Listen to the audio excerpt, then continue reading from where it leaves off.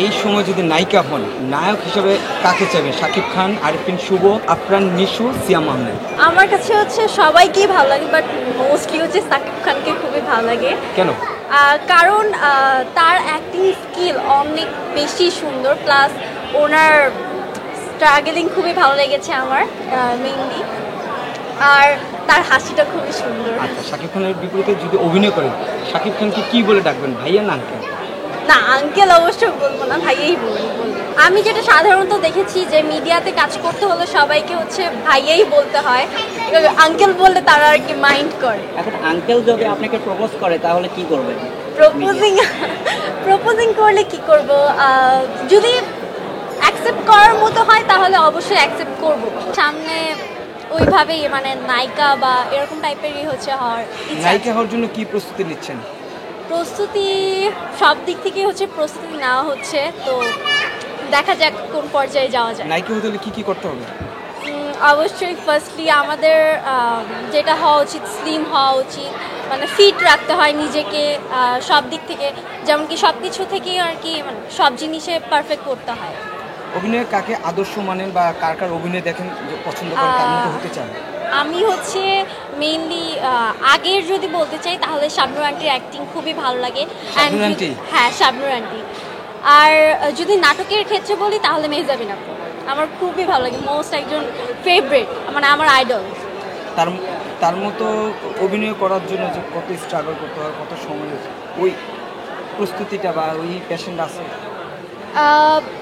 মেহজাবিন আপু তো হচ্ছে অনেক আগে থেকে অ্যাক্টিং করে, প্রায় অনেক আগে। তো আপুর হচ্ছে স্ট্রাগলিংটা হচ্ছে অনেক বেশি ছিল, তো আমিও আর কি চাই যে আপুর মতো হচ্ছে স্ট্রাগলিং করে একজন ভালো শিল্পী হতে। যেহেতু ছোটবেলা থেকে অভিনয় করছেন, সাথে সাথে পড়াশোনাটা কমপ্লিট হয়নি, পড়াশোনা এবং অভিনয় দুটো একসাথে চালিয়ে যাওয়া কতটুকু সহজ?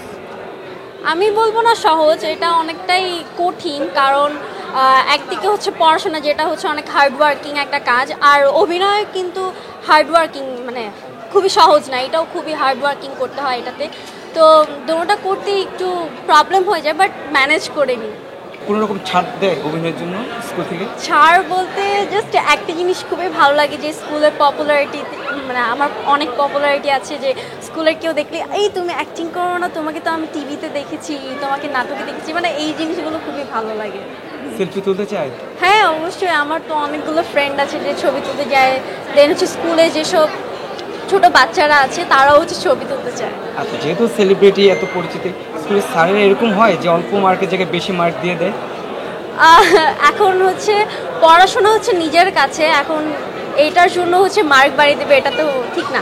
যে হচ্ছে মেধা দিয়ে করবে তাকে অবশ্যই বেশি নাম্বার দেওয়া হবে, তো এটাই আর কি। না, এটা ভাবেন স্কুলে না মেয়েটা একজন অভিনয় শিল্পী, না তাকে ফেল করানো যাবে না, তাকে পাশ করিয়ে দেয়? আমি এরকম স্টুডেন্ট না যে আমি ফেল করবো, অবশ্য মানে মার্ক বাড়ানো বলতে সেরকম না আর কি, ভালো চোখে দেখে এটাই। আপাতত একজন ভালো অভিনেত্রী হতে চাই এবং সিএসসি নিয়ে পড়ার খুবই ইচ্ছা। Computer science. আচ্ছা, খুব টাফ একটা সাবজেক্ট, অভিনয়টাও খুব কঠিন। কি কি উল্লেখযোগ্য কাজ করেছেন যা দর্শক আপনাকে চিনে? আমি বেশিরভাগ হচ্ছে বিজ্ঞাপন করেছি, যেমন কি হচ্ছে সিঙ্গার কোম্পানির হচ্ছে একটা বিজ্ঞাপন করেছি, দেন ইউনিসেফের একটা বিজ্ঞাপন যেটা হচ্ছে একটা ইভেন্টের ছিল, দেন হচ্ছে আরও অনেকগুলো করেছি, রবি 4.5G করেছি। আচ্ছা আচ্ছা আচ্ছা, ঠিক আছে। বর্তমানে কি কি কাজ আছে বা এরকম কি কাজ করেছেন অ্যাওয়ার্ড প্রত্যাশা করতে পারেন? আমি হচ্ছে নাটক করেছি, সিনেমা করেছি পাপ মুভিতে, জাজ মাল্টিমিডিয়ার, তো ইনশাল্লাহ ওটাতে হচ্ছে সামনে পাবো নেক্সটে। আচ্ছা, এই যে নাটক করছেন, এখনও কি শিশু শিল্পী হিসেবে কাজ করছেন? এখন শিশু শিল্পী বলতে গেলে এখন হচ্ছে টিনেজার যেসব ওগুলো আর কি করা হচ্ছে, এখন তো আর শিশু শিল্পী ওভাবে যাবে না।